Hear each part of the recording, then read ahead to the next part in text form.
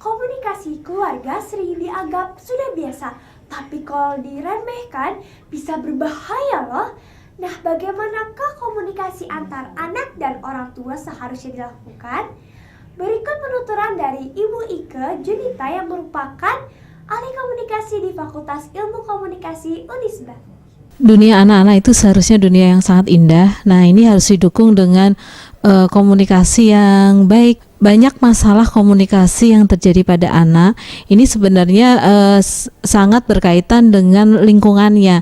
Jadi mungkin yang paling penting di sini untuk ayah, bunda.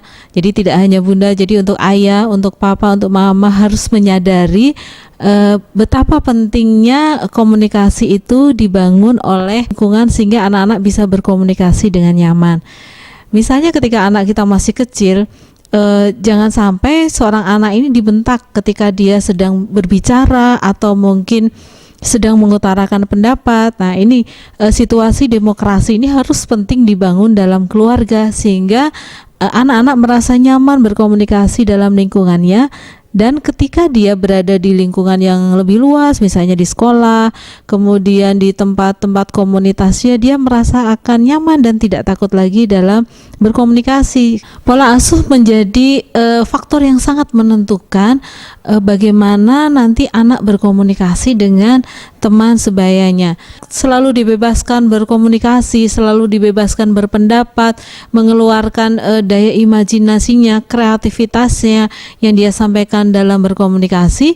Nah, ini akan menimbulkan rasa percaya diri yang cukup besar pada anak, sehingga ketika seorang anak nanti bertemu dengan temannya, berada di lingkungannya, dia merasa juga percaya diri. Sebaiknya tidak hanya ketakutan dan rasa minder juga yang kita ajari, tapi etika juga, karena ini sangat penting bagi seorang anak. Dan etika berkomunikasi ini dibangun dari pola asuh keluarga gitu. Jadi anak-anak tahu sopan santun, anak-anak tahu menghargai, mampu mendengarkan apa yang disampaikan oleh temannya, sehingga dia akan menjadi sosok yang menyenangkan. Nah, ini makanya kita jangan pernah menyepelekan bagaimana sih pola asuh anak-anak, terutama untuk komunikasinya, sehingga nanti ketika dia berada di lingkungannya, dia akan menjadi orang yang cukup menyenangkan, yang mandiri, dan paling tidak dia akan disukai oleh teman-temannya.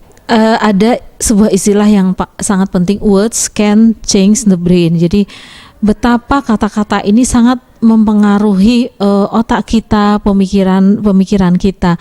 Adalah komunikasi yang sebaiknya ditujukan untuk pengembangan kecerdasan. Jadi komunikasi yang baik itu akan membangun kecerdasan seorang anak, karena tidak akan ada artinya apabila kita tidak sampaikan kepada orang lain. Banyak pengetahuan yang bisa ditransfer kepada orang lain dengan baik, diantaranya adalah melalui komunikasi. Bagaimana seorang ibu, seorang ayah mampu membangun atau mampu memberikan pola-pola asuhnya, membangun komunikasi yang ada pada anaknya. Nah, ini sangat penting sekali untuk membangun anak nanti di kemudian hari.